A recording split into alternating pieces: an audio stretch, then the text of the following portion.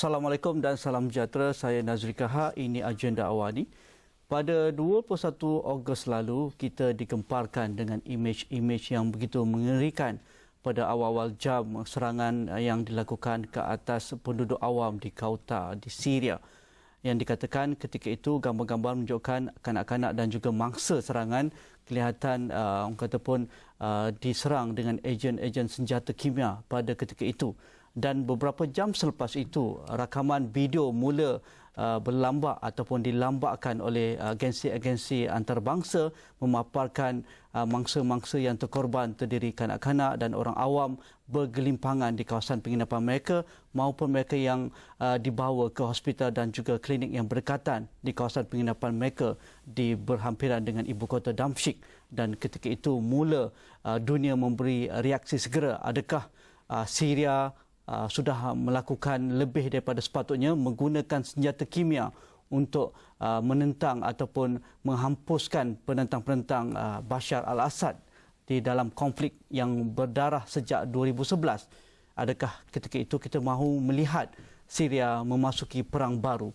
Dan ketika ini dunia sedang menunggu apakah reaksi dunia terhadap apa yang berlaku di dalam Syria, sama ada Amerika Syarikat akan menggunakan kekerasan menyerang Syria seperti mana yang dilakukan di Iraq dan juga di Balkan ataupun negara-negara sebelum ini, ataupun pihak Perancis dengan tegas mengatakan mereka sudah ada bukti pihak Syria, pihak Bashar al-Assad menggunakan ejen-ejen senjata kimia terhadap orang awam. Adakah itu akan kita lihat dalam masa terdekat ini ataupun dunia tidak mahu perang berlaku di mana-mana sahaja di kawasan yang bertelagah ataupun di dalam konflik. Jadi kita bersama dengan Profesor Madya Dr. Profesor Rohanas Harun, Pengarah Pusat Pengajian Pertahanan dan Keselamatan Antarabangsa Universiti Pertahanan Nasional Malaysia ataupun UPNM. Lama Prof tak datang ke Sarawak ni. Okey, Prof Rohanas, melihat orang kata pun reaksi dunia terhadap orang kata pun serangan senjata kimia, kita pun tak tahu siapa yang melakukan, sama ada rejim ataupun pihak pemberontak. Tetapi dalam masa orang kata pun beberapa hari ini begitu tegang sekali, sama ada serangan bakal dicetuskan, dilancarkan oleh pihak-pihak yang tertentu, ataupun kita akan melihat satu orang kata pun ruang dialog perlu diusahakan dalam masa terdekat ini. Ya, okey. Terima kasih. Pertama mengenai dialog itu, saya rasa itu satu perkara yang seharusnya didahulukan dan kita cuba dulu melalui rundingan. Sebab bagi saya, kalau kita lihat dalam sejarah konflik ini, mana-mana konflik pun, kalau ia itu satu masalah politik, maka penyelesaian secara ketenteraan itu tidak akan membawa keamanan yang berkekalan lah. Dan perkara yang kedua iaitu mengenai sama ada Amerika dalam masa terdekat ini akan menyerang. Saya rasa jawapannya kita sudah tahulah apabila Presiden Obama seolah-olah orang kata menarik balik keputusan dan juga perkataan beliau, walaupun dia kata dia nak bawakan keputusan untuk menyerang itu kepada Kongres, dan kita tahu bahawa dalam Kongres Amerika itu bukan dia yang mengawal ataupun kontrol. Jadi mungkin ini satu cara apabila dia berfikir semula melihat kepada penentangan dan juga tidak setuju antara yang ada di antara rakan-rakan Amerika seperti Britain misalnya. Parlimen Britain sudah pun menolak campur tangan usul ini, menimbulkan kemarahan Perdana Menteri Britain. Dan selain daripada perasaan tidak senang hati sekutu-sekutu juga, kita lihat bahawa rakyat Amerika ini sudah lama orang kata bosan ya, dengan campur tangan yang membawa pelbagai kesan kepada Amerika dan rakyatnya sendiri. Jadi rakyat mereka sendiri pun sudah berhati-hati dan tidak suka lagi secara terus-menerus terjun untuk campur tangan ini. Dan yang ketiga, kita mungkin Amerika Syarikat juga terfikir bahawa Syria ialah Syria. Syria ini berbeza. Keadaan amat berbeza dan juga dari segi politik dalaman, keadaan dalam negara itu amat kompleks jika dibandingkan misalnya dengan Libya, Syria, Kosovo. Jadi tidak ada apa orang kata presiden yang sama. Jadi yang mungkin timbul pertanyaan, kenapa Amerika Syarikat begitu orang kata tergesa-gesa untuk mengeluarkan kenyataan bahawa mereka akan serang. Jadi kita lihat mungkin dia sudah berfikir semula. Itu mungkin itu satu taktik lah.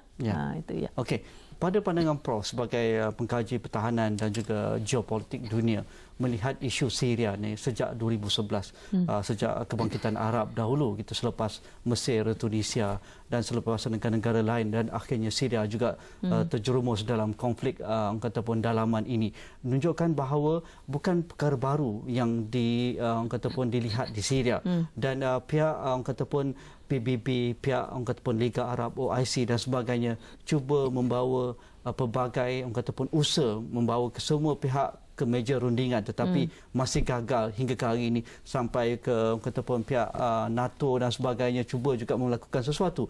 Apa yang menyebabkan pihak ataupun antarabangsa, terutamanya Amerika Syarikat dan sekutu-sekutunya, ingin melancarkan serangan? Adakah penggunaan senjata kimia pada 21 Ogos itu sebagai kemuncaknya, ataupun ini sebagai satu usaha yang ataupun terakhir, sedangkan ataupun usaha lain sudah dilakukan tetapi gagal untuk membawa rejim ataupun bersama-sama dalam dialog dan juga rundingan? Saya fikir masyarakat antarabangsa, terutama sekali Amerika dan sekutu-sekutunya di barat dan negara-negara Arab tertentu, sebenarnya mereka tidak begitu berusaha belum untuk cukup usahanya mencari satu penyelesaian secara aman, secara damai. Apa yang kita lihat selama ini ialah seolah-olah mereka mengambil sikap untuk menyokong sesuatu pihak ataupun sebelah pihak. Jadi kita lihat dari awal lagi bahawa apabila muncul penentangan terhadap Presiden Bashar ini, maka Amerika dan apa yang mereka panggil sebagai rakan-rakan Syria itu menunjukkan sikap menyokong atau menentang Bashar al-Assad. Jadi saya fikir ini satu perkara yang akan menyulitkan lagi penyelesaian secara aman, sebab pihak Bashar al-Assad atau kerajaan Syria akan terus merasa curiga terhadap penyokong-penyokong usaha ini. Jadi itu satu masalah yang besar. Dan lama-kelamaan kita lihat bahawa konflik ini telah berubah atau bertukar daripada menjadi yang asal usulnya the Arab Spring itu, kebangkitan tu, kebangkitan rakyat dunia Arab itu menentang kerajaan yang mereka kata tidak adil, tidak memerintah dengan betul, diktator dan sebagainya, dan mahu kembalikan hak asasi dan lain-lain. Tapi hari ini dia sudah menyimpang ataupun melencong, dan di Syria dia disulit rumitkan lagi dengan kemasukan penentang-penentang asing, menjadikan keadaan itu kabur. Jadi hari ini kita tidak, sebenarnya kita sukar untuk menentukan ini adalah konflik, adakah dia antara kerajaan dengan rakyatnya sendiri, pembangkang, kumpulan pembangkang atau pemberontak yang bersatu padu. Jadi kalau kita lihat dia ada dua pihak kan dalam fraksi tetapi dalam tidak. pembangkang. Hari Banyak ini sekali. Banyak yang datang dari luar ini.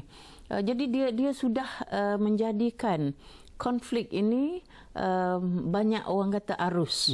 Jadi betul. ada yang kata ini konflik antara golongan teroris, campur tangan teroris. Ada yang kata sectarian, mazhab dan sebagainya. perang mazhab.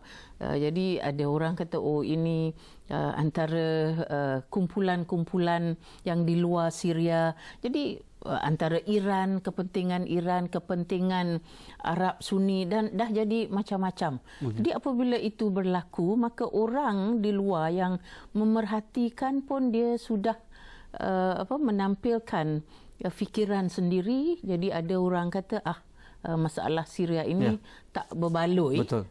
Tinggal sekerat jalan. Prof, kita perlu lihat yang pertama, kita akan lihat apakah orang kata pun pilihan yang ada oleh pihak rejim dan juga pihak antarabangsa dengan jangka masa yang begitu orang kata pun kritikal pada ketika ini. Kita akan bincangkan perkara itu, kita rehat sebentar.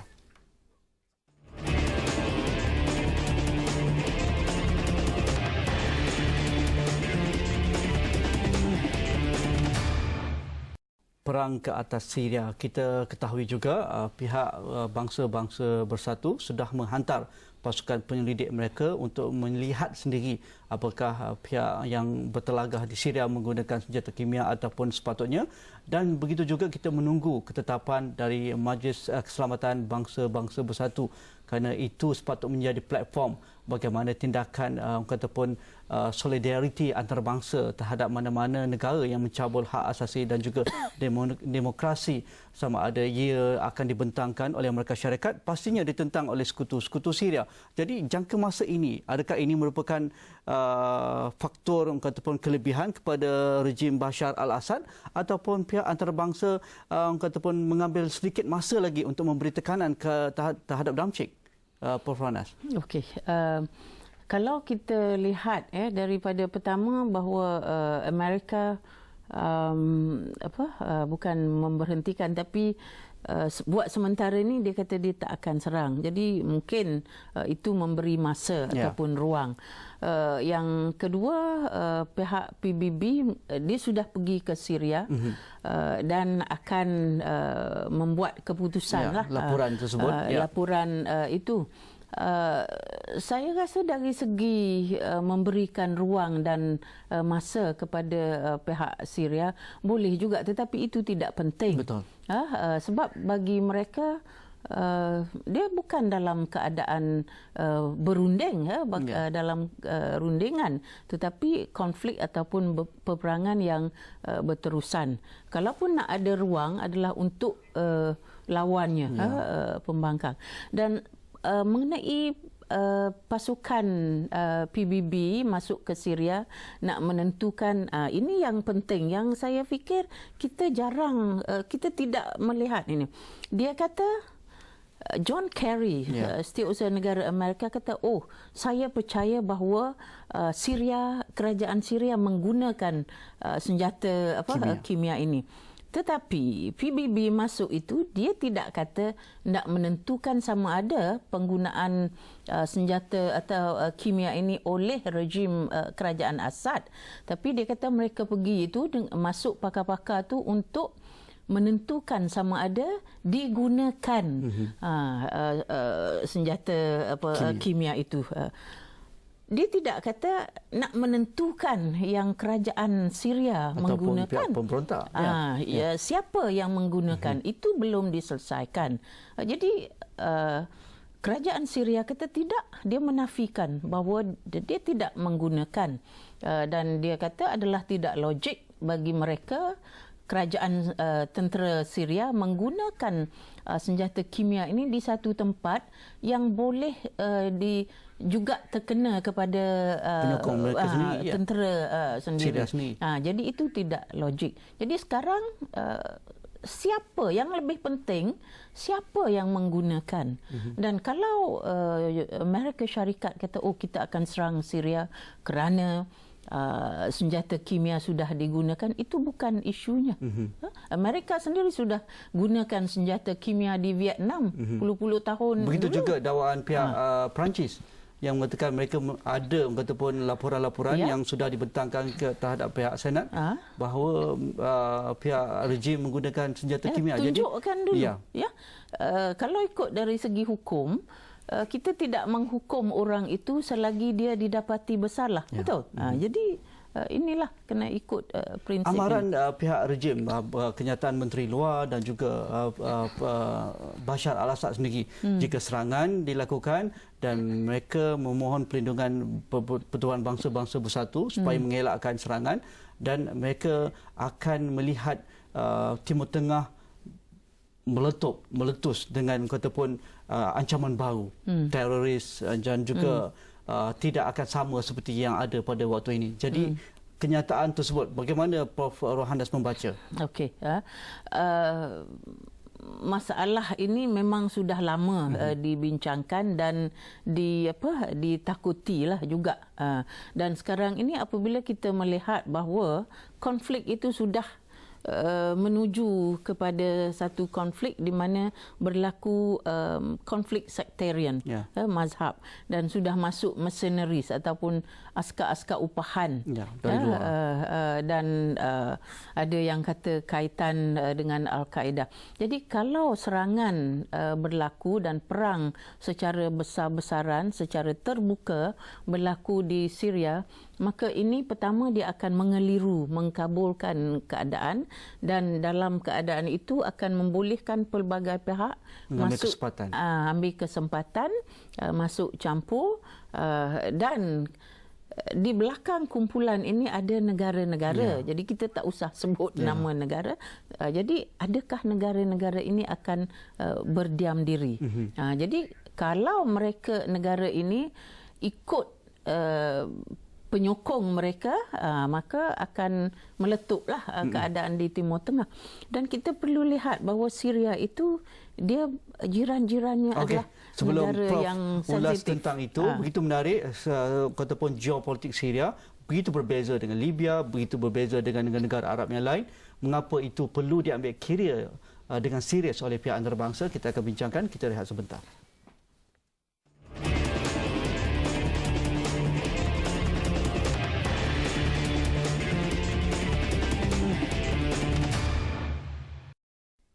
Belum pun serangan pihak Amerika Syarikat dan sekutu-sekutunya untuk menyerang Damsyik, tetapi pelbagai andaian sudah pun keluar di media-media antarabangsa.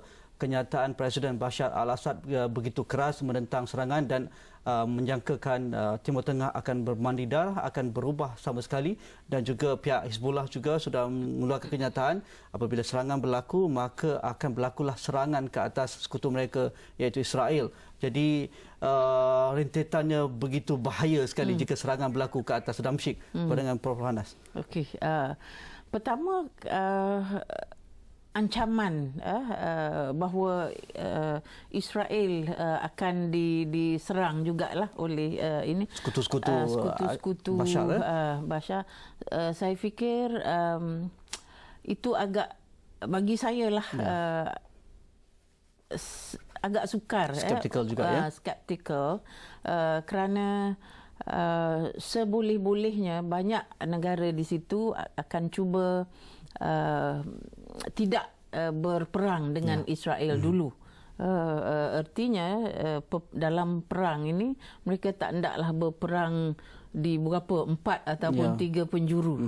Jadi sebab melibatkan Israel itu, dan dengan kekuatan yang ada pada Israel, dan yang kedua dengan rasa bukan semua negara yang menentang ingin berperang dengan Israel. Jadi negara-negara Arab akan mungkin mendiamkan diri. Jadi itu akan menimbulkan masalah lah kepada Syria. Jadi keupayaan Bashar al-Assad dengan tenteranya sekarang. Okey, masalahnya kalau dibanding dengan lawan-lawannya dalam negara Syria, kerajaan Assad mempunyai tentera dikatakan kuat jugalah, sehingga mereka masih bertahan. Tetapi kalau dalam keadaan perang terbuka yang besar, itu agak sukarlah untuk diteruskan. Dan saya tidak fikir yang negara-negara di kelilingnya itu, misalnya Lebanon, Iran, kalau mereka melihat Turki, sahabat mereka Assad ini terancam, kemungkinan mereka tidak berdiam diri. Dan kita mesti ingat bahawa kerajaan Syria merupakan sahabat secara tradisinya kepada Rusia dan atau China. dulu USSR, dan China juga mempunyai kepentingan, walaupun kepentingan politik. Tapi saya fikir Rusia sudah berkali-kali memberi amaran jangan sentuh Syria. Jadi kalau kita ambil ini secara serius, maka apabila berlaku serangan ke atas Syria, maka kemungkinan besar Rusia akan melaksanakan kata-katanya lah. Tidak mungkin bagi sebuah negara besar akan orang kata menarik balik kata-kata. Jadi banyak kemungkinan, Lebanon akan terlibat sebab Hizbullah, dan ada sejarah yang panjang yang tidak begitu mesra antara Syria dengan Lebanon. Turki adalah anggota NATO. Jadi apapun yang dia kata, dia takluk kepada NATO juga, ya. Satu. Dan yang kedua, antara Syria dengan Turki, kita tidak nampak satu kemesraan ataupun solidariti misalnya dari Arab. Mesir, isu Mesir misalnya. Turki bukan negara Arab. Jadi sudah ada persaingan di sini. Jadi Syria ada rakan yang kuasa besar, China, Rusia, tapi agak jauh. Dan cuma satu saja yang saya boleh nampaklah yang akan memberi kelebihan kepada kerajaan Syria ialah pembangkang atau pemberontak di Syria itu kita lihat sekarang berpecah berbanding pada awal kebangkitan. Jadi itulah mungkin kelebihan yang akan ada pada kerajaan Syria. Okey, Prof, melihat ini, apa yang mungkin boleh dilakukan oleh pihak bangsa-bangsa bersatu dalam masa terdekat ini? Pertama, kalau nak menyerang Syria, mesti mendapat restu daripada Majlis Keselamatan. Jadi kalau Majlis Keselamatan mengambil masa untuk bersidang dan tidak terus memberikan kelulusan atau kebenaran, maka itu akan melambatkan. Dan pastinya veto dilakukan oleh rakan-rakan Syria. Dan yang kedua, dia boleh mengadakan rundingan peace process seperti yang berlaku di Timur Tengah. Jadi cuba melambatkan perang, serangan. Jadi kita lihat dalam situasi antarabangsa, keadaan berubah, sentiasa berubah. Jadi dia tidak status quo. Jadi kalau cuba dirunding, dilambatkan, mungkin ada penyelesaian secara dialog. Dan jangan menekan kerajaan Syria, mengatakan kalau kamu tak turun, lepaskan kuasa, kami akan serang. Itu adalah satu ancaman, itu satu ultimatum. Mana-mana pemimpin atau negara pun yang mempunyai kebanggaan terhadap dan sovereignty, mereka tak akan tunduk. Jadi cuba rundingkan. Itu. Terima kasih Prof. Rohanas Harun. Kita akan panggil lagi Prof untuk meninjau ataupun melihat perkembangan terkini keadaan tentang serangan ataupun ancaman serangan ke atas Syria. Dan terima kasih kepada anda. Jika ada sebarang pandangan anda, hantarkan ke platform kami ke esrawani.com, Facebook dan juga Twitter. Dan jangan lupa bersama kami terus mendapatkan liputan terkini dalam dan juga luar negara melalui esrawani.com. Sekian, Assalamualaikum. InsyaAllah kita jumpa lagi. Terima kasih.